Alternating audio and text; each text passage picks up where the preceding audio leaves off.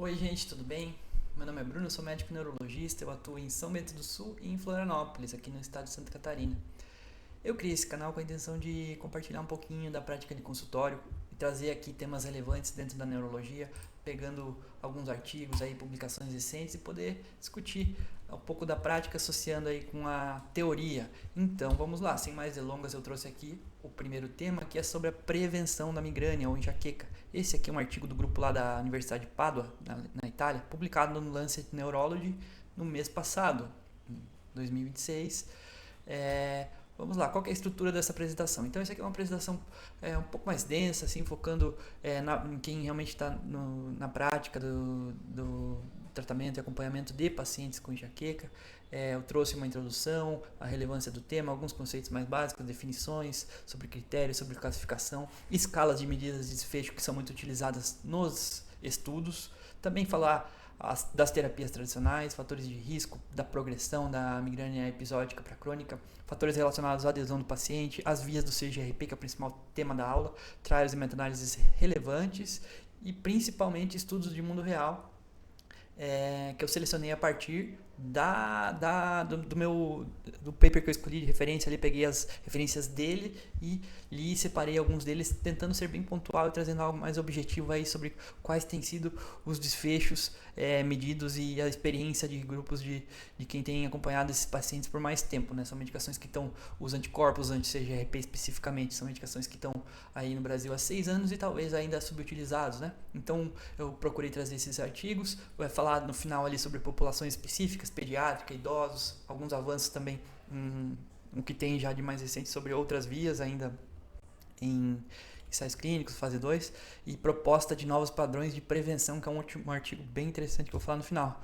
Bom, a minha ideia é isso, separar esses estudos e falar de cada um deles, apontando o tipo de estudo, né, que seria para a gente sempre pensar baseado na pirâmide de evidência, falando do N, do desfecho primário, do tempo de que foram analisados, as escalas, e também trazer principalmente aí limitações e implicações para a prática do dia a dia.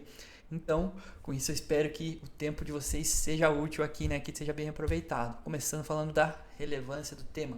Aqui, um artigo da Lancet de 2024 mostrando anos vividos com incapacidade, que é esse YLD, essa definição, né, ou os DAILYs, né, ajustada pelos anos de vida.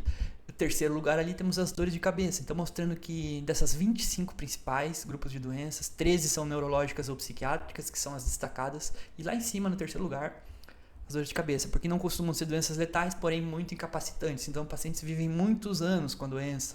E esse que é o conceito.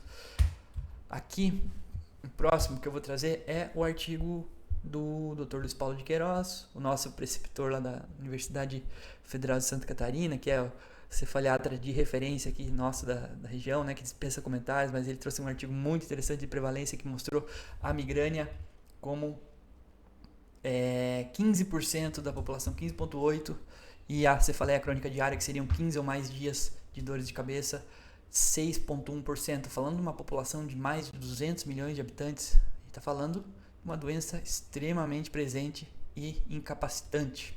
Bom, sobre a questão dos critérios, a gente usa sempre a classificação internacional, procura checar ali os critérios dentro dos 4 capítulos em que ela é dividida. O primeiro é todo dedicado à migrânia, aí tem os subtipos da classificação da migrânia.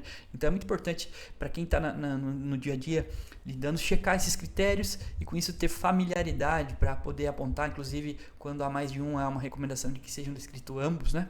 Então essa aqui é a classificação internacional, a última edição foi de 2018. Aqui para exemplificar, pegando a migrânia sem aura, então vai ter ali bonitinho, né? Cada item para a gente checar. Em geral, as características são de uma cefaleia recorrente, duração de 4 a 72 horas, pelo menos 2 dos sintomas sendo unilateral, pulsátil, moderada, forte intensidade, piora com atividade rotineira. Aqui desses sintomas associados, um deles, ou ambos, né? Mas náusea e ou vômitos. E aqui esse segundo, é importante lembrar que tem que ter os dois para ser considerado, então fono e fotofobia.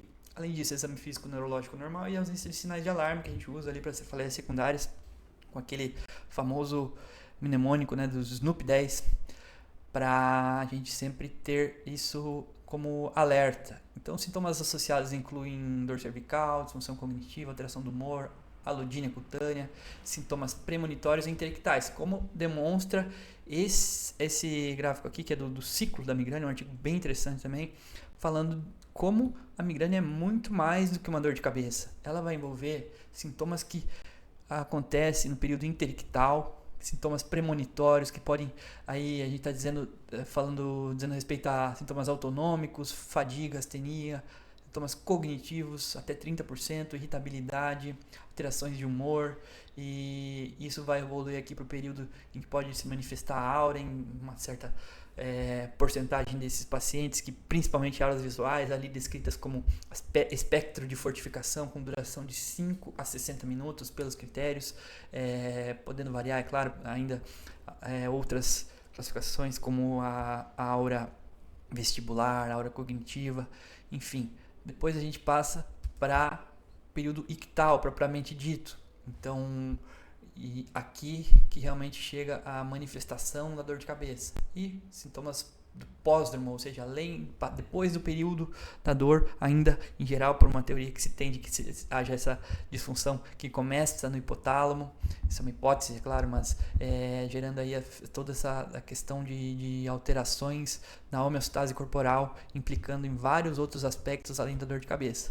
Mas indo adiante, falando da classificação, a gente vai dividir em crônica e episódica, sendo crônica 15 ou mais dias e episódica podendo ser baixa, moderada ou alta frequência de crises. Então, a alta frequência é de 8 a 14 dias. Aqui, em geral, os pacientes têm um fenótipo e uma certa tendência ou um corte arbitrário de 15 dias, mas os pacientes de alta frequência acabam se comportando biologicamente muito mais até como paciente crônico, como eu vou explicar ali e mostrar alguns estudos na frente. Mas o tratamento de prevenção, ele entra para cerca de 4 a cada 10 pacientes, principalmente, a grosso modo, considerando esses 4 aspectos, que é justamente o que o artigo de base traz, que são 4 ou mais dias de dor de cabeça por mês, enxaqueca tendo impacto na vida, seja pessoal, social ou profissional, segundo a percepção do paciente, o tratamento agudo otimizado não sendo efetivo para proporcionar alívio, ou ainda o paciente fazendo uso excessivo das medicações.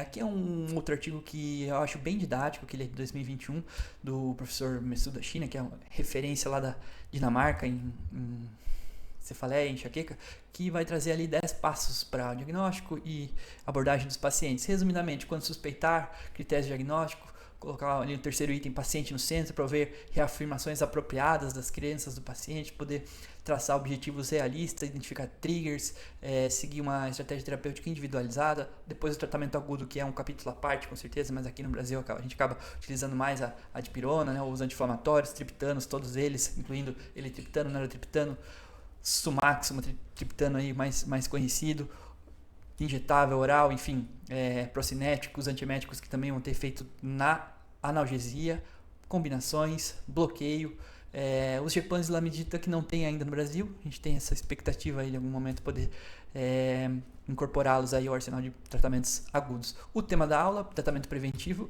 e também aqui, continuando nos 10 passos, o artigo vai falar de manejo de populações especiais. Vou abordar rapidamente no final. Avaliar resposta e gerenciamento de falhas. Para isso, utilização do calendário é muito importante. Adesão, checar efeitos adversos, encaminhar casos desafiadores ao especialista. Tratamento de complicações também, encorajar o uso excessivo de medicações, reconhecer e tratar comorbidades. E por último, planejar o segmento de longo prazo. Fica uma recomendação de artigo sobre o cuidado em cefaleia. Aqui, trazendo o Continuum Neurology, edição de 2024, que foi sobre cefaleias, mais ou menos um pouco do que já foi falado, né? Quando deve ser oferecida a prevenção, 6 dias ou mais, sem incapacidade, 4 dias ou mais com alguma incapacidade, 3 ou mais com incapacidade severa, ou ainda considerá-la com 4 ou 5 sem incapacidade, 3 com alguma, 2 com severa. Mas, para isso, tem essas escalas aqui. A Amidas, que talvez é mais utilizada e que também vai ser desfecho bem importante todos esses artigos vão trazer, né, a maioria deles, que ela vai caracterizar principalmente a carga de incapacidade do período da crise, ou seja, período ictal dentro dos 3 últimos meses. Então o paciente vai responder aqui com um número de dias e depois vai se somar tudo isso aqui, essas 5 perguntas, em geral classificada como grave quando tem mais de 21 pontos. Aqui um exemplo na classificação do artigo do professor Luiz Paulo de Queiroz, que ele trouxe essa classificação do Midas na população brasileira. Então, pegando essa segunda coluna aqui, nós temos 55% de pacientes com enxaqueca no Brasil classificados como Midas 1, 18% 2, e aqui as classificações mais avançadas aí, 13,5% e 13% para Midas 4, que seria a mais severa. Bom, outra é a HIT6 também, muito prática. O paciente pode preencher ali no período entre as consultas ou imediatamente antes da consulta. São 6 itens, ele vai preencher de acordo com a frequência. Isso aqui vai falar mais, dizer respeito a uma recordação de 4 semanas, em que vai avaliar dor, fadiga, concentração e irritabilidade, também tendo uma definição aqui no somatório dos pontos e um mínimo desfecho esperado aí para favorável dentro dos ensaios. Em geral é procurado uma redução de 2,3 pontos quando se fala de migrânia episódica, ou 1,5 quando se fala de migrânia crônica. Agora, falando das medicações não específicas, eles são originalmente prescritos para outras condições de saúde e que foram testados ao longo do tempo, e cada um com determinado nível de evidência e ensaios ali que verificaram essa resposta na migrânia, e que eu vou falar um pouquinho deles, mas nenhum deles age especificamente na fisiopatologia da doença, porém já estão consolidados há muitos anos e tem com certeza o seu papel no tratamento, na prevenção desses pacientes. Bom, topiramato ali em primeiro lugar, falando dos fármacos anticrise, também a gente sabe, de efeitos adversos bem prevalentes, principalmente parestesias, mas talvez os mais incapacitantes aqui, falando em termos de cognição. Fluência verbal seria ali o aspecto mais presente na disfunção cognitiva que essas medicações podem trazer. Então, para uma população jovem, às vezes fica bem complicado a gente querer, muitas vezes fica limitado o tratamento. Uma maneira aí que se busca de poder prescrever o topiramato são as formulações de liberação prolongada, também procurando usar a mínima dose necessária, então um aumento gradual ao longo do tempo para que a gente não acabe causando dano mais do que tratando a doença propriamente dita, com uma certa limitação, mas de fato o nível de evidência trazido aqui, o que eu vou mostrar é o Consenso Brasileiro, publicado em 2022, no Arquivos de Neuropsiquiatria, em que traz como nível de evidência 1A. Aqui o grau de recomendação A era tido para aqueles em que havia pelo menos 2 estudos de nível de evidência 1. Bom, outros... claro, não falei ali também do ácido valproico, de valproato, levetiracetam, evidência menor, mas eventualmente entram na associação. Pregabalina, zonisamida, carbamazepina e vigabatrina, também aqui o Consenso Brasileiro traz o nível de evidência. Quando se coloca grau de recomendação U, é porque havia divergências. Então, acaba que essas medicações são um pouco menos utilizadas, né? Mas depois nós temos a classe dos beta-bloqueadores, esses sim, bem consolidados no tratamento, quando possível se associar ali o metoprolol, propranolol, eles têm evidência 1A. É claro que também tem a limitação dos efeitos adversos que eu descrevi ali, não vou ler cada um deles, mas a gente sempre busca associar a comorbidade junto com a migrânia para poder achar dentro do arsenal de possibilidades aquilo que mais se encaixa para o nosso paciente. Depois indo aqui para os inibidores da enzima de conversão de angiotensina, que de fato uma evidência menor, não se costuma usar. Aquele antihipertensivo mais consolidado para o uso na enxaqueca é de fato a candesartana, podendo variar aí de 8 até 32 mg. Então, paciente hipertenso fica uma alternativa, nível de evidência 1A. Aqui agora falando dos antidepressivos tricíclicos, a gente tem a amitriptilina, clomipramina e nortriptilina, que na prática é tão usado quanto ou até mais, né? Ambos podem colaborar aí no arsenal de possibilidades de tratamento preventivo para migrânia. Depois os duais, então a gente tem a venlafaxina e duloxetina, nível de evidência 2B, mas na prática também paciente com quadro em que tem alguma indicação dessas medicações psiquiátricas aí para transtorno de humor, acaba sendo muito útil e tendo um grau de resposta aí razoável também para se utilizar. Depois, bloqueadores de canal de cálcio, flunarizina, principalmente paciente pediátrico, acaba sendo uma opção, assim como a amitriptilina, nível de evidência 2B. E aqui agora eu trouxe do estudo de referência do artigo dessa apresentação, em que ele coloca ali a qualidade dessas mesmas evidências das medicações que eu citei há pouco, colocando como moderada ou baixa, ou muito baixa, aqui a maioria delas. Então, o grau de recomendação, o único que acabou sendo fortemente a favor aqui foi topiramato de 100 a 200 miligramas. Mas vamos lá, continuando. Além disso, a gente pode falar do quê? Da toxina botulínica, com certeza nível de evidência 1A para migrânia crônica. Aqui, essa meta-análise de 2012 talvez seja mais relevante, mostrando que na episódica ela não foi superior ao placebo. E na crônica aqui, o número de dias, a diferença da média de dias com dor de cabeça comparado ao placebo foi de menos 2,3. Na prática, ela entra assim como uma alternativa para prevenção muito utilizada. Depois, bloqueio nervoso, aqui uma atualização bem recente que saiu nesse ano mesmo, falando aqui do tratamento agudo, não é o tema da aula, mas saiu como nível A de recomendação, que nesse artigo coloca como um must offer, ou seja, deve se oferecer no tratamento agudo na emergência o bloqueio nervoso. Já para o tratamento preventivo, como é que fica? Bom, tem esse ensaio clínico aqui, trouxe aqui um número de dias, a média de diferença comparado ao placebo de menos 4,2 dias, foram feitos a cada 4 semanas o bloqueio nervoso de nervos occipitais com lidocaína e ele foi superior aqui ao placebo, então foi uma evidência favorável, mas ainda não tem recomendação formal de sociedade para o tratamento tratamento preventivo. Na prática, com certeza, é algo que agrega muito aí no nosso dia a dia e que é, sim, bastante utilizado. Bom, agora vamos falar dos fatores de risco. Aqui, eu trouxe esse artigo que é bem interessante, que ele vai... Esse aqui eu recomendo bastante sim, a leitura, porque ele pega um artigo de revisão extenso dos principais especialistas da área, classificando ali os fatores relacionados à progressão da migrânia episódica para crônica. Então, ele separou principalmente em 5 grupos, que são as características da doença em si, fatores relacionados ao tratamento, comorbidades, fatores de estilo de vida e fatores demográficos. E aqui eu gostei bastante desse artigo aqui, porque ele vai trazendo o nível de evidência de cada um deles, mas na prática o que mais chamou a atenção foi o risco exponencial a partir de 10 dias por mês, ou seja, o principal determinante é a frequência basal das crises.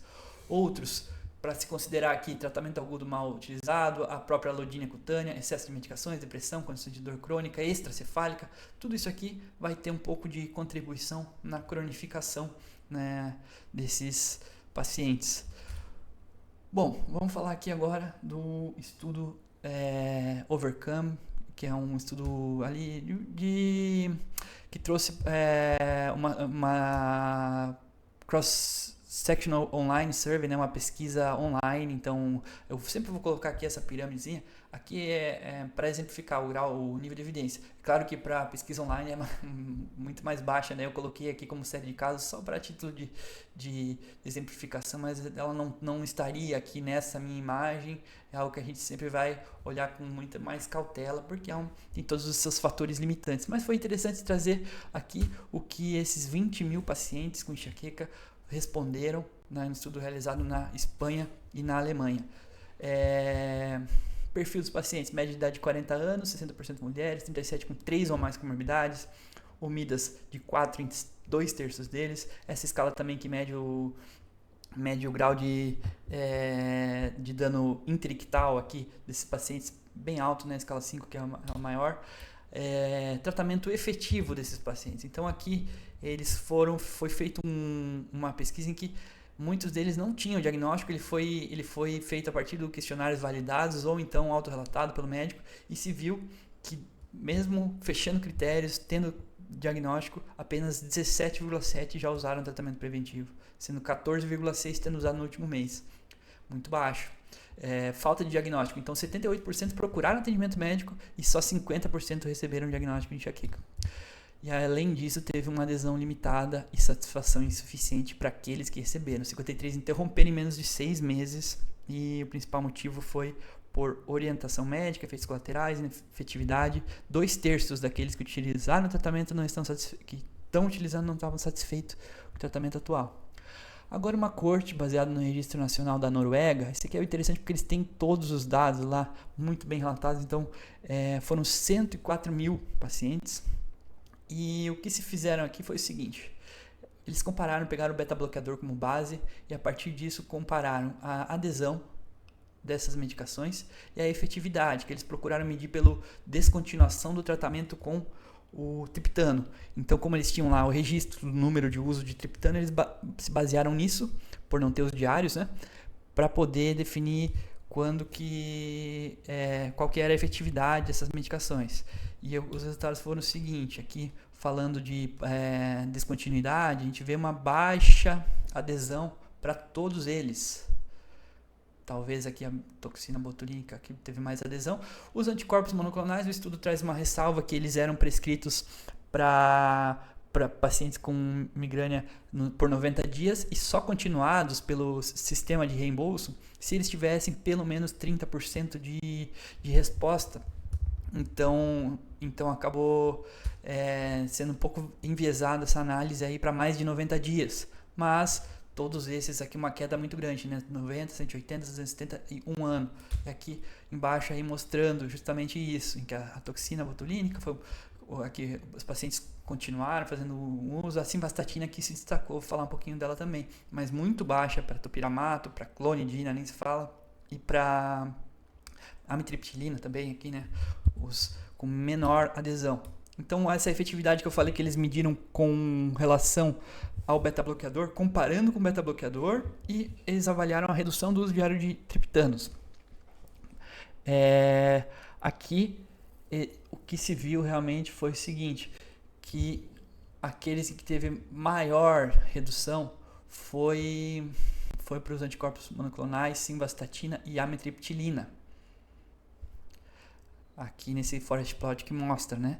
Então as razões de chances para redução de pelo menos 30%, sendo esses aqui para mais de 16 dias, esse aqui para menos de 16 dias. Os anticorpos teve uma variação maior, acabou não sendo estatisticamente significativo comparado ao beta-bloqueador, mas uma tendência aqui também a ter um odds ratio de maior efetividade comparado com o beta-bloqueador, que acabou sendo a medicação mais utilizada, 51 por 1.000 pacientes faziam uso. Então aqui mostrando o que eu mais queria trazer aqui, destacar, foi essa baixa adesão às medicações, né? Um odds ratio maior para a simvastatina. Esse aqui provavelmente não era prescrito para enxaqueca, para essa população, mas depois fui checar ali algumas evidências e eu achei curioso. É uma medicação que acaba de fato tendo uma evidência. Ela tem um ensaio clínico de 2022 em que se avaliou nortriptilina e atorvastatina versus nortriptilina e placebo, teve superioridade na nortriptilina e atorvastatina, assim como uma meta-análise de 2025 que mostrou uma média de redução de 3,16 dias de migrânia comparado ao placebo, e um outro estudo de randomização mendeliana que mostrou que aqueles pacientes que tinham maior expressão da enzima HGM-CoA redutase, que é justamente onde agem as estatinas, eles tinham mais prevalência de enxaqueca. Então tem aí de fato uma evidência, ela acaba não entrando especificamente como terapia para isolada sem ter uma comorbidade, né? Mas fica aí um pensamento também para poder utilizar a estatina na enxaqueca, na prevenção também, com alguma possibilidade de contribuir, né? Como ser um tratamento adjuvante, né? Na redução do número de dias de crise. Agora falando de CGRP, ele foi descoberto lá em 1982, esse artigo da revista Nature que destaca, ele está relacionado com o gene da calcitonina. Então, o mesmo gene faz uma transcrição alternativa em que ele pode expressar tanto a calcitonina, pode expressar o CGRP, a amilina ou ainda outras moléculas ali dentro dessa família que a partir disso, em 1990, o Peter Goolsbee foi quem trouxe ali esse estudo que mostrou que ele era liberado na crise de migrânia, então tem essa associação, e depois disso ele mesmo continuou com a associação desse modelo e que mostrou que pacientes com migrânia desenvolviam crises com a infusão endovenosa do CGRP. A partir disso criou o racional de que essa molécula aí estava sendo era muito relevante na fisiopatologia da doença e se começou a estudar tratamentos focados no CGRP. Aqui uma linha do tempo, eu não vou falar cada detalhe disso, né, mas são os momentos em que essas medicações foram desenvolvidas, já desde lá de mais de 20 anos atrás, os primeiros GEPANs, aqui eles acabaram sendo interrompidos por questão de hepatotoxicidade. Em seguida, teve um aprimoramento. aqui depois no FDA, depois voltaram, né, e foram aprovados em 2019, 2020, 2021. A gente ainda aguarda no Brasil, mas o que temos aqui, a partir desses estudos pivotais, são os anticorpos monoclonais contra o CGRP. Então, no Brasil, a Anvisa aprovou erenumab, fremanezumab e guacanezumab. Depois, erenumab saiu do mercado. Esse é contra o receptor do CGRP. E agora nós temos 2 anticorpos monoclonais contra o ligante, o CGRP, que eles estão sendo comercializados já há 6 anos no Brasil. Falando sobre a via do CGRP na migrânia, aqui um slide bem poluído de informação, né? Eu tentei trazer a partir de 2 artigos muito interessantes da New England, aqui alguns conceitos de onde é que vai ser essa ação do CGRP. Então, começando pela ativação do sistema vascular, as fibras finas, fibras tipo C, fibras tipo A delta, nos gânglios da raiz dorsal. Essa liberação ocorre lá por uma exostose antidrômica na dura mater, nos vasos, ocorre uma vasodilatação potente, então ele é conhecido como um vasodilatador, talvez o principal vasodilatador endógeno, uma facilitação da transmissão, uma degranulação dos mastócitos também, modulação do microambiente inflamatório. Depois lá no tronco cerebral, no núcleo espinhal, do trigêmeo, vai ter o fenômeno de Wind-up, que é um loop de feedback positivo de liberação não só do CGRP, mas glutamato, o PACAP, óxido nítrico, ativação dos receptores NMDA aqui do glutamato principalmente, que vai transformar uma sensitização que inicialmente ela é dependente de estímulo para uma sensitização independente de estímulo, e aí fazer realmente essa cronificação com a sinapse depois com os núcleos do tálamo, aqui, principalmente ventral posterior medial, e todos os outros aqui que mostram explicam essa projeção, essas funções diversas, né, simultâneas, perturbações na migrânia. Aí sim a interpretação cortical da dor, todas as vias envolvidas aqui, não vou entrar em detalhes, né, seria uma aula somente disso, né, mas basicamente o CGRP aqui a gente vê ele envolvido tanto na periferia quanto no tronco cerebral, e depois essa integração aí com o sistema nervoso central. Tinha essa dúvida, CGRP, a migrânia, uma doença de sistema nervoso periférico ou sistema nervoso central. Hoje o que se sabe é que de fato é as duas coisas, né? Então o CGRP atua como modulador da estabilidade da integração trigêmeo vascular, e a dor emerge desse equilíbrio entre os mecanismos facilitadores e uma redução do eixo inibitório aqui da modulação da dor. Então, reduzindo a inibição e facilitando a transmissão nociceptiva, o resultado disso aqui é a cronificação.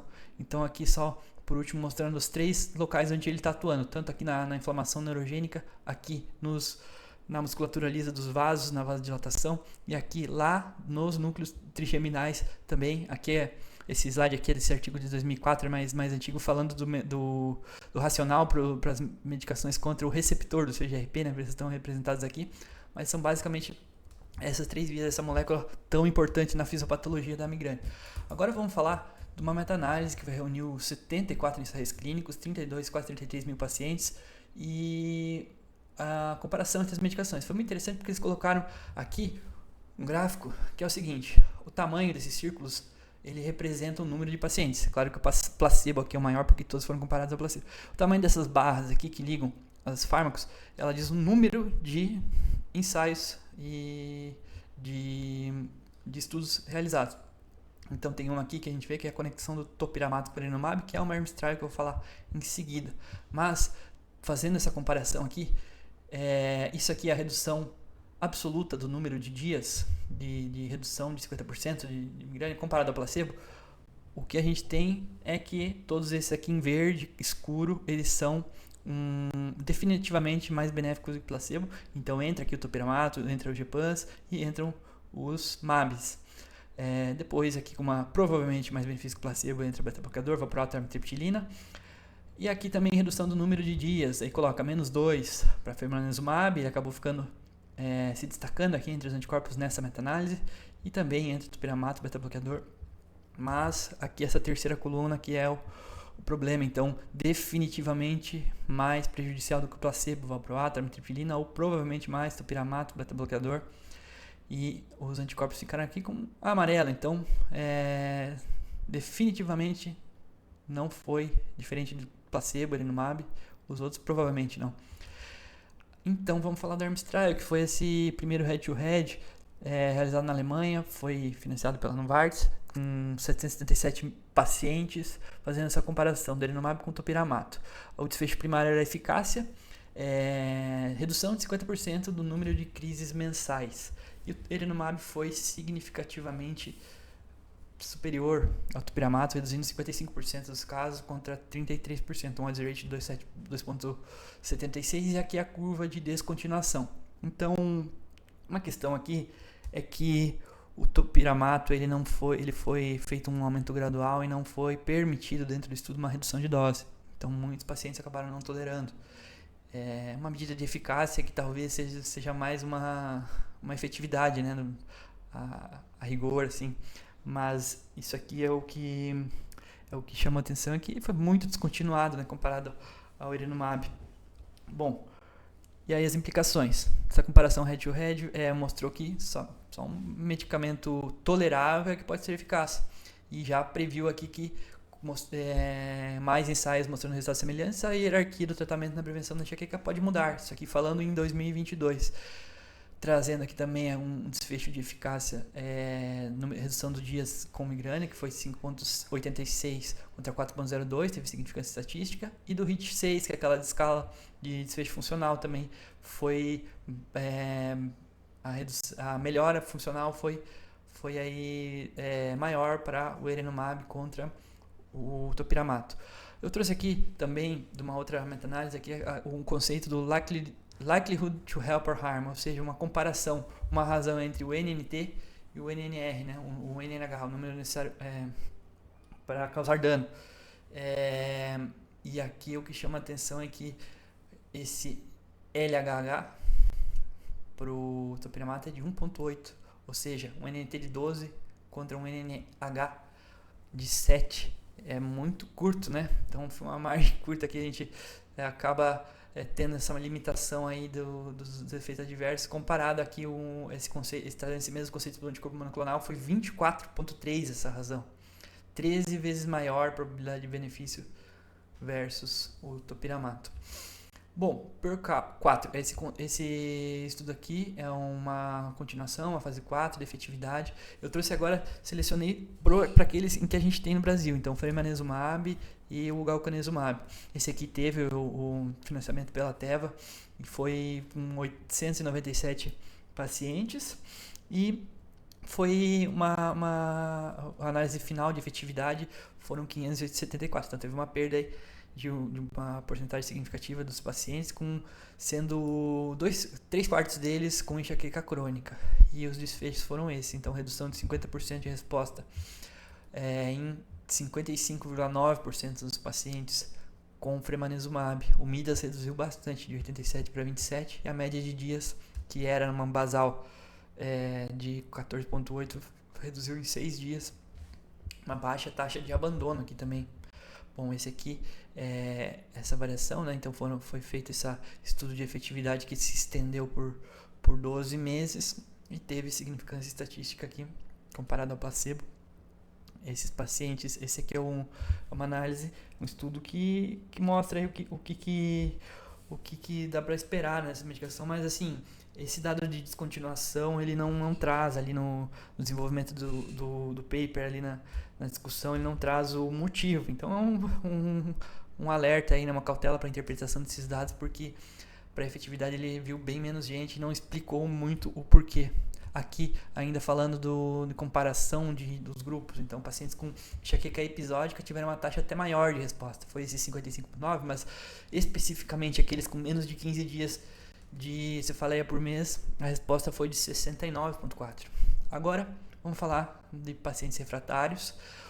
Esse estudo aqui também é um subgrupo do FOCUS, traz aí assim a consistência global dessa resposta. Então eles pegaram aqueles países em que se tinha maior número de pacientes, que foi a República Tcheca, Estados Unidos, Finlândia, e aqui os outros locais do mundo representou 53% dessa população analisada. Mas foi bem consistente assim o número de redução de dias de cefaleia após 3 meses para o fremanezumab, seja a prescrição a cada 3 meses ou seja aquela prescrição mensal, né?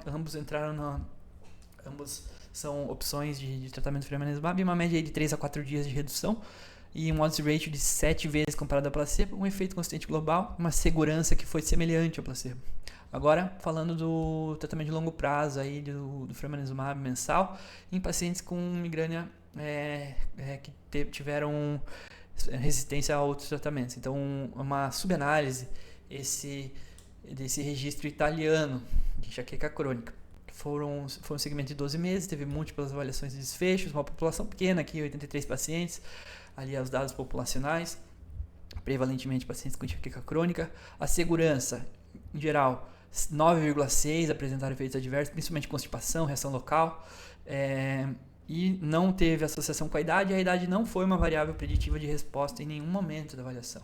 Teve 15 casos de descontinuação, e teve, pensando em limitações desse estudo, tem uma ausência de grupo controle, estudo aberto, tamanho amostral pequeno, e tem essa medida aqui que é o MHD, que são os dias com dor de cabeça. Isso aqui é um pouco menos específico do que analisar o MMD, que é os dias com migrânia propriamente ditos.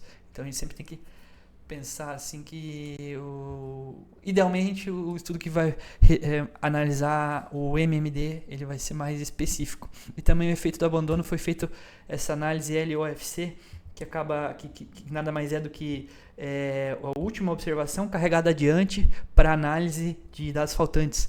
Porém, ela não é muito recomendada para análise de situações, intervenções em que há uma tendência de melhora, né, que acaba superestimando alguns dados. Então tem uma crítica com relação a isso. Idealmente se utiliza uma outra fórmula de medida, uma premissa mais adequada ali, que é pelo MMRM, que seria o que mais é recomendado aí nesses estudos, é um ponto de atenção desse estudo. Mas, enfim, resultados. Aqui, redução de mais de 50% em 3 meses, 6 meses e 12 meses. A gente vê o principal desfecho aqui, seria essa coluna azul clara aqui, em que 50%, aqui pouco mais, quase 70%, né, dos pacientes tiveram essa redução. E o uso excessivo de medicamentos, talvez o ponto que mais chama atenção aqui, como essas medicações auxiliam a conseguir esse resultado, esse desfecho bem relevante, bem importante, que é fazer o paciente reduzir o uso excessivo. Aí a síntese dos achados, que eu já comentei aqui, né, teve essa limitação por esse tipo de análise, mas esse aqui que é o dado que chama a atenção, que eu coloquei em destaque aqui, efetivo e com potencial de reverter o uso excessivo de medicamentos. Agora um outro estudo, falando aqui de um grupo italiano, FRIENDS 3, prospectivo, multicêntrico, uma coorte de 533 pacientes, mais de 3 falhas de tratamento, comorbidades psiquiátricas bem prevalentes aqui, uso excessivo também.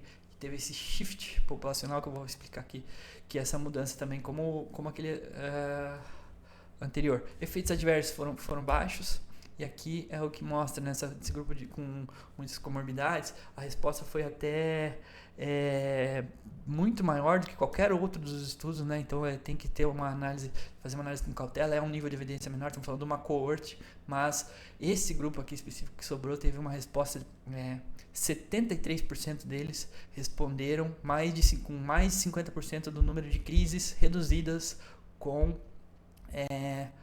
o fremanezumab. Aqui os gráficos desse estudo que foi bem criterioso em analisar vários desfechos, incluindo média de dias, comparando aqui crônica com episódica.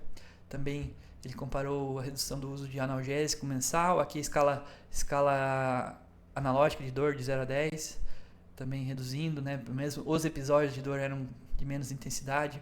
O HIT e o MIDAS, que eu expliquei lá no começo, também teve uma queda bem significativa, mas um grupo muito selecionado, claro, né?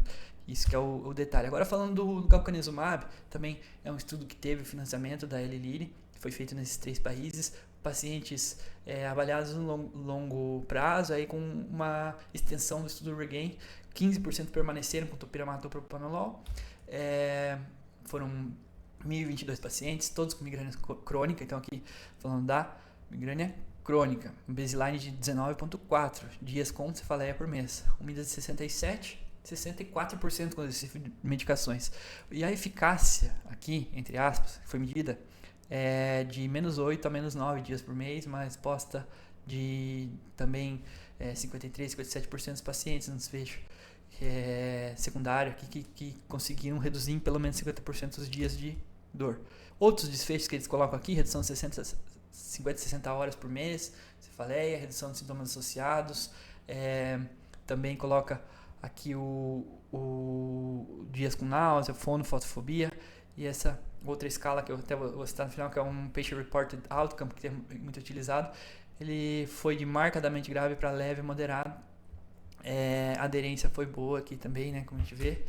E as limitações, foi estudo open label, só entrou quem completou a fase duplo cego, sem grupo controle, teve ajuste de dose e foi financiado pela LI. Aqui foi o seguinte, eles ficaram no ensaio inicial, depois todos foram para 240, daí todos foram para 120 e depois foi ajustado conforme ficaram livres para ajustar aí a dose do galcanezumab. A maioria deles acabou voltando para 240, mas bem interessante que na análise aqui do Open Label, o grupo placebo teve esse catch-up, que é essa rápida e robusta efeito aqui a partir do mês seguinte que eles começaram a usar o galcanezumab, e depois fazendo um platô aqui a partir do 6º mês. Falando de efeitos adversos, aqui principalmente nasofaringite, infecção respiratória superior, reação local, infecção trato urinário, influenza, dor lombar. Aqui, claro que tem a questão da pandemia envolvida, né, no período do estudo, mas muitos efeitos adversos, porém relacionados ao tratamento 23%, os sérios 3%. Então, incluindo urticária, crise epiléptica, aqui ele cita que era paciente que já tinha epilepsia, exacerbação da migrânia com necessidade de internação, diverticulite, dor abdominal. E a descontinuação por efeito adverso foi de 5%, sem novos sinais de segurança, não foram observadas alterações significativas em laboratoriais, sinais vitais, peso e eletrocardiograma.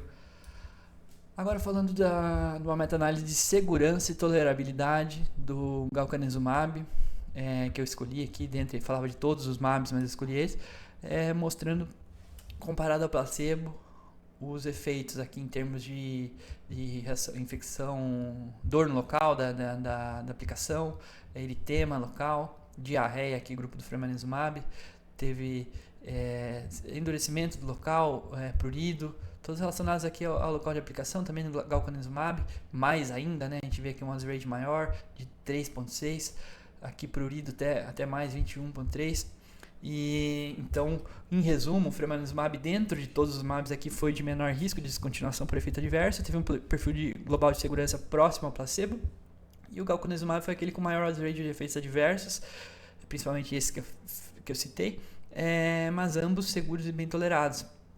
Aqui só um comentário sobre os GPANs, que foi observado mais constipação, náusea, fadiga, dose dependente. A gente sabe que o CGRP ele também tem receptores no trato gastrointestinal, então biologicamente é plausível esse efeito, algo para se monitorar, principalmente nos pacientes idosos, como eu vou mostrar.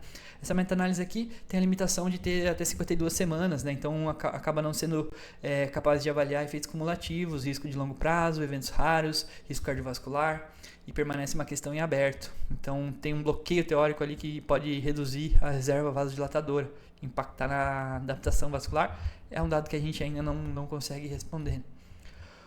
Bom, então, outra meta-análise também focando aí em longo prazo, mais de 4.000 pacientes, aqui falando todos esses estudos a partir de 12 meses, uma descontinuação global foi de 23%, descontinuação por efeitos adversos baixa, segurança geral parece boa, mas esse estudo também não responde a essas questões de longo prazo, tem a limitação que eu vou apontar aqui. As extensões de Open Label, a análise deles, o problema é que eles só continuam os respondedores tolerantes, então todos eles são a partir de 12 meses e tem muita heterogeneidade.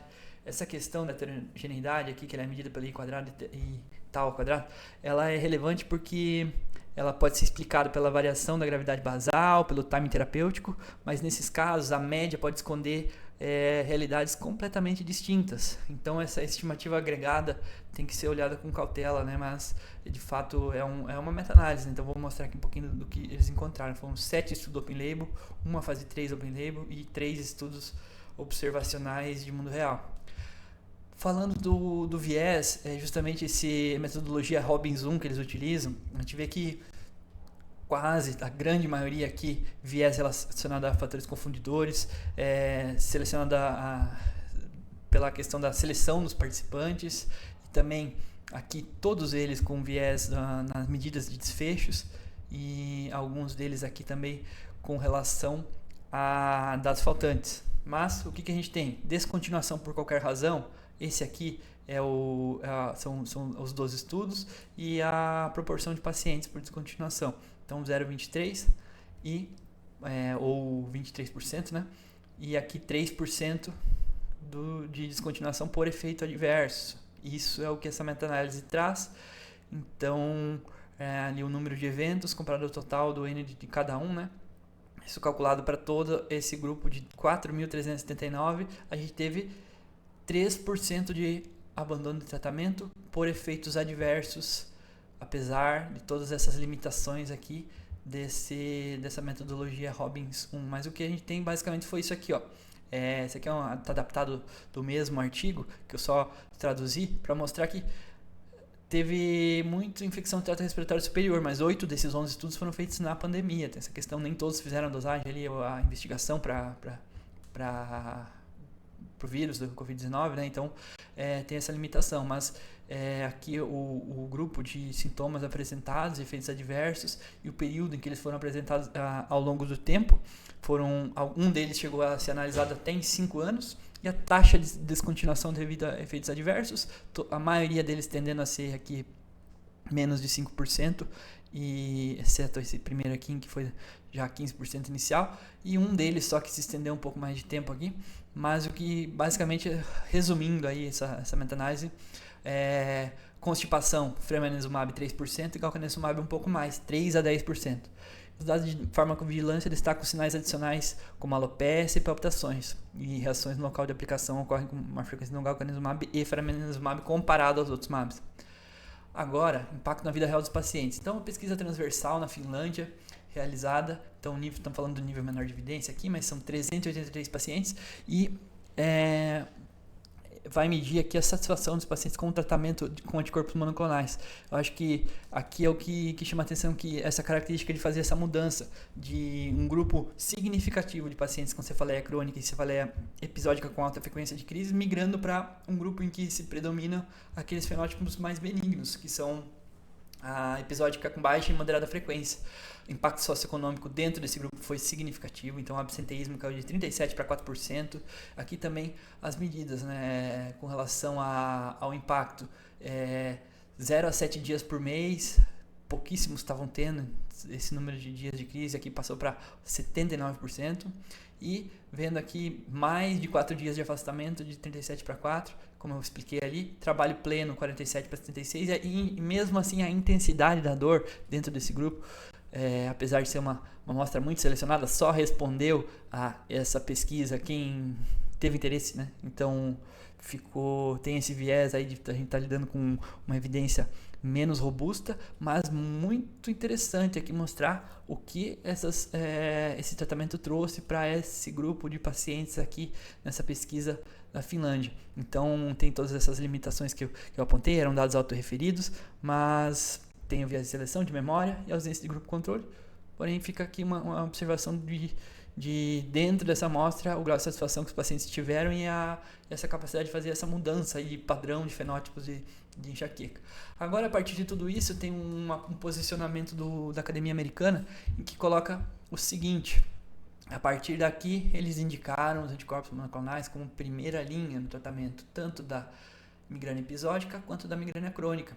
Então, entrou aqui, eu saquei o galcanezumab e fremanezumab, mas essa foi a recomendação, mudança desse step care, que era chamado, que era esperar a refratariedade. No algoritmo antigo eles tinham necessidade de apresentar e comprovar falha pelo menos em 2 medicações orais na episódica, ou 2 orais, ou uma falha na botulínica para então prescrever o anticorpo anti-CGRP.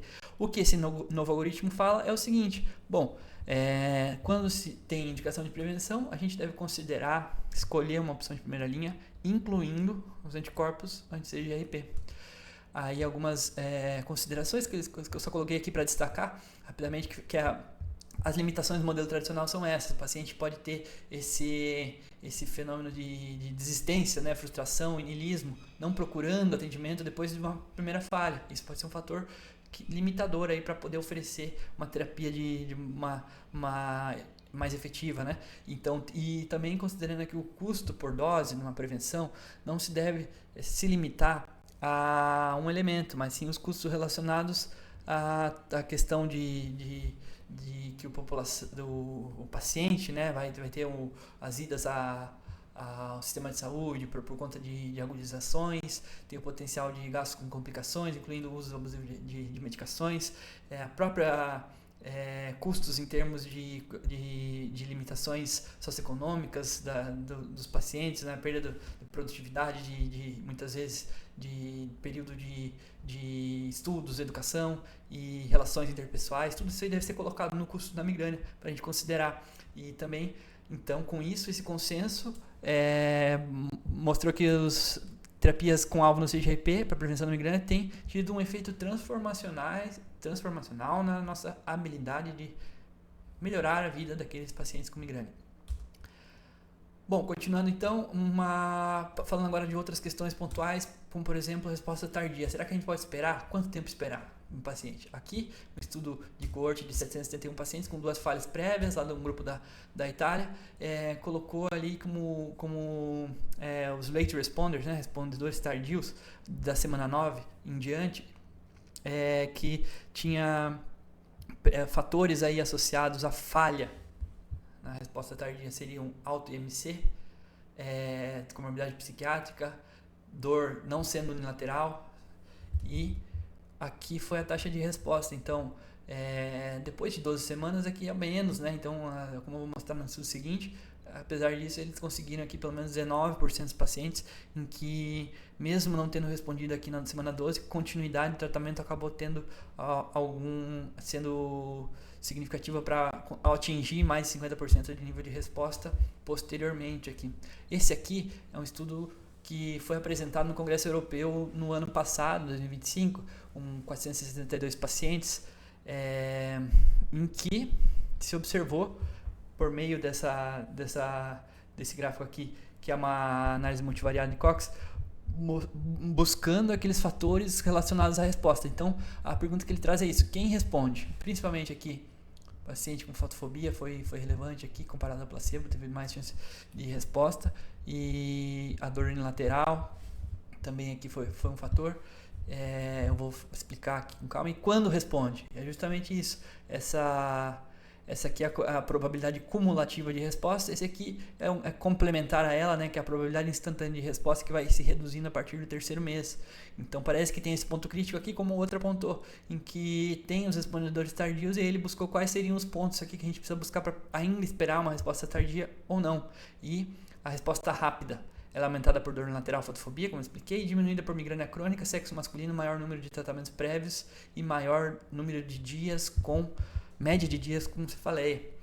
Então, a partir disso, isso aqui foi apresentado no Congresso Europeu de 2025. Eu acabei não encontrando a publicação, se de fato já teve ou não, né? Foi por esse grupo da Espanha. A pergunta que fica: por que esperar falha de tratamento tradicional em paciente com migrânia crônica?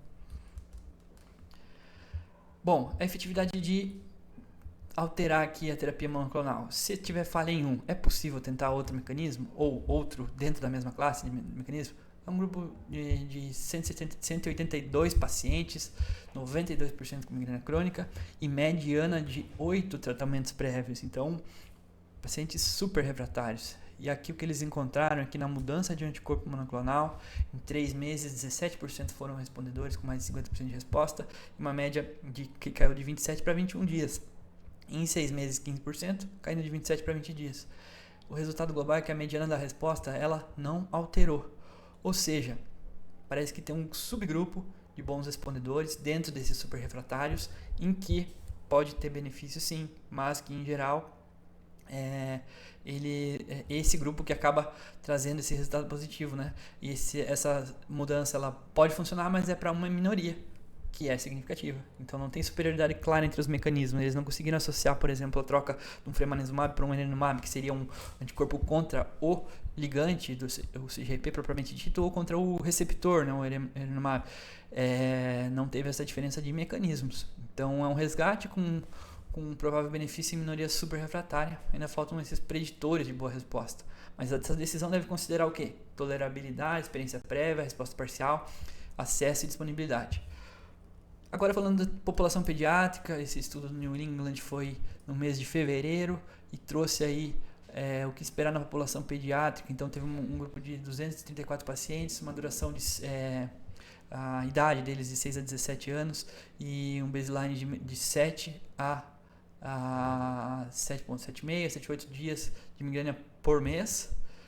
Ensaio clínico, duplo cego, randomizado, teve a Teva, né, foi quem financiou. E o fremanezumab, aqui ele teve uma redução de 2,5 comparado a 1,4 do placebo. Uma diferença de 1,1 dias por mês de média de dias de migrânia. E a resposta maior que 50%, 47 contra 27, sendo dias com migrânia grave, menos 2,6 para menos 1,5, uso de medicação aguda, menos 2,1, comparado com menos 1,0. E o PDMIDAS, que é a escala de incapacidade, funcionalidade, não teve resposta significativa. Ou seja, aqui, também só citando os efeitos adversos, sérios foram 2, descontinuou por aumento de enzimas hepáticas, e adversos gerais teve vários, inclusive no grupo placebo. O mais comum foi reação local.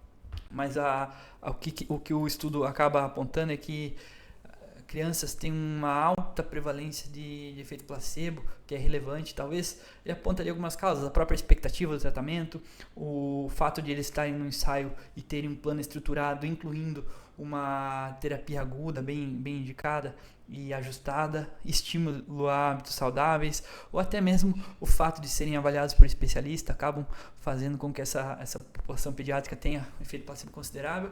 Mas, em resumo, a melhora ela atingiu significância estatística, mas ela foi modesta. Então, a diferença de 1,1 dias é o que se conseguiu atingir com fremanezumab na migrânia episódica em crianças e adolescentes. Agora, ainda sobre a população acima de 65 anos, esse aqui é um estudo lá da Cleveland Clinic, em que pegou de uma população de 3.011 pacientes com mais de 65 anos, 304 deles com alta carga de comorbidades, comparando cardiovasculares aqui mais presentes nos pacientes idosos, psiquiátricas bem prevalentes, um pouco mais nos menores de 65. Esses foram os tratamentos dos anticorpos monoclonais prescritos nessa população, e o resultado foi o seguinte: antes e depois, comparando os acima de 65 e depois de 65, muito parecido, assim como a redução da média de dias de migrânia e a redução de dias com migrânia, e o HIT6, que é a escala funcional, ou seja, perfil semelhante entre maiores e menores de 65 anos. E esse aqui que é o ponto. Então não teve tanta diferença na população acima de 65. É claro que aqui também tem uma segunda análise que eu não coloquei, que é aqueles com migrânia não diária e com migrânia diária. E a resposta foi melhor naqueles com migrânia não diária. Que pelo que eu entendi aqui, lendo o artigo, esse migrânia diária seria todos os dias, não se fala a crônica diária. E aí a redução do impacto foi de severo para substancial aqui pelo HIT6. Segurança. Efeitos adversos foram até mais presentes aqui nos menores de 65 comparado aos maiores. Claro que ele cita que provavelmente teve subnotificação, perfil mais tolerante, viés de seleção, mas isso aqui chama atenção, né? Que não talvez se esperava que a população idosa tivesse mais efeitos, isso não foi encontrado. Mas chama atenção aqui a constipação, ainda um pouquinho mais presente no idoso. Então é um fator aqui que deve ser monitorado, né? Aí ele cita que outros estudos mostraram obstrução intestinal, ilho paralítico, fadiga e artralgias severas.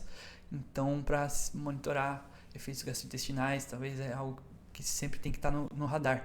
E a idade não reduziu a efetividade, nem piorou a tolerabilidade dentro dos 6 meses de follow-up. Mas 6 meses, então pode ter levado à exclusão de eventos tardios, devido a isso as maiores taxas de eventos em outros estudos, eles suspeitaram que a taxa de eventos adversos relatada nesse estudo provavelmente estava subestimada.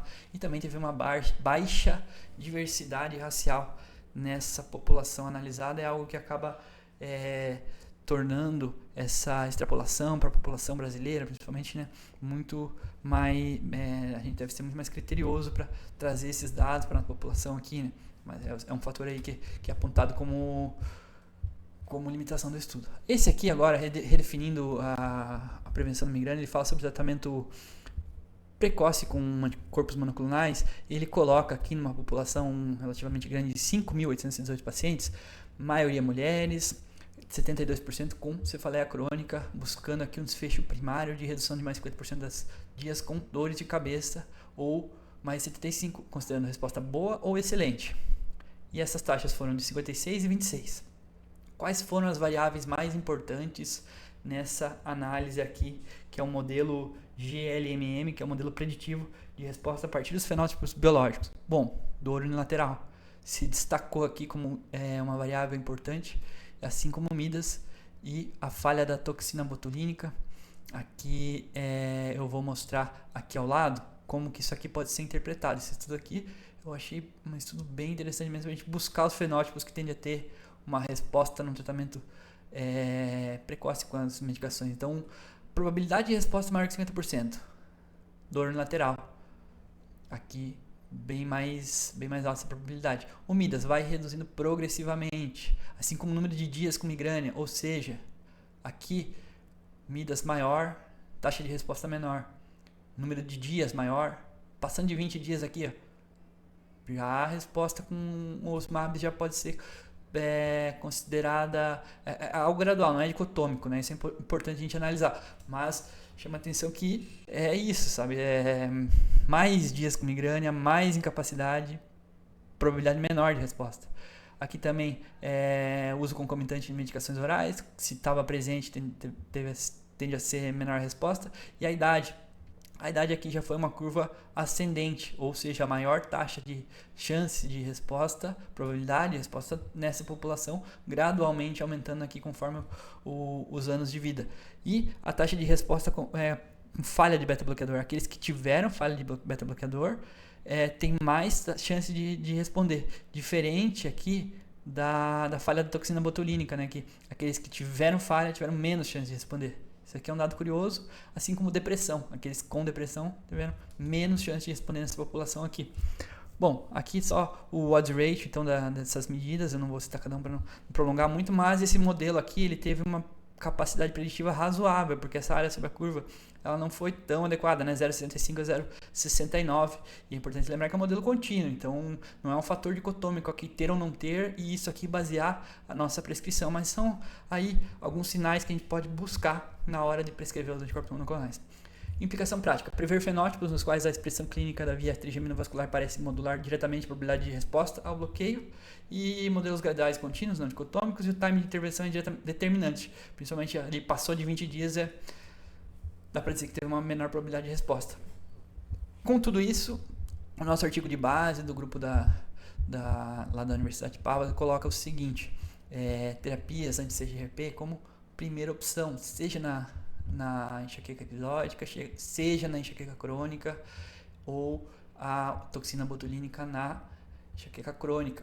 Então, ele considera que você prescrever por 3 a 6 meses, avaliar a eficácia, efetividade, né, na verdade, no dia a dia, e trocar para outro anticorpo, avaliar mais 3 a 6 meses, depois considera combinar o tratamento. Aqui na crônica ele considera prescrição por 6 meses, trocar para toxina ou outro anticorpo, e depois mais 3 a 6 meses, depois combinar tratamento, e se não houver resposta ele coloca combinar ou trocar para outro tratamento não específico, mais 3 a 6 meses de resposta, sempre lembrando do tratamento não farmacológico, que é essencial no tratamento desses pacientes. Cada um desses fatores aqui vai se somar na busca de uma resposta adequada, mas é algo assim, tanto quanto idealista, né? No mundo ideal, em que eles colocam aqui como primeira opção essas medicações. É claro que a gente tem a limitação de custo que deve sempre ser colocada e avaliada, mas essa sugestão aqui é pela evidência acumulada da diferença de resposta, pensando principalmente em termos de tolerabilidade dessas medicações. Bom, ainda assim, agora outra consideração, só mais finalizando aqui, eu falar da via do PACAP, que é uma alternativa que eu coloquei ali na fisiopatologia da migrânia. Então, esse estudo aqui de fase 2, que é o HOPE Trial, o nome da medicação é Bocunebart, foi um ensaio clínico duplo cego, fase 2 com 237 pacientes, uma prova de conceito, migrânia episódica e crônica, falha em 2 a 4 tratamentos, média de idade de 45, 100% da população branca, 88% de mulheres, e com uso de analgésicos aqui de 13,1 dias, uma média de 16 dias com migrânia. O resultado foi menos 2 dias no desfecho primário comparado ao placebo. Então ele reduziu 6,2, o placebo reduziu 4,2.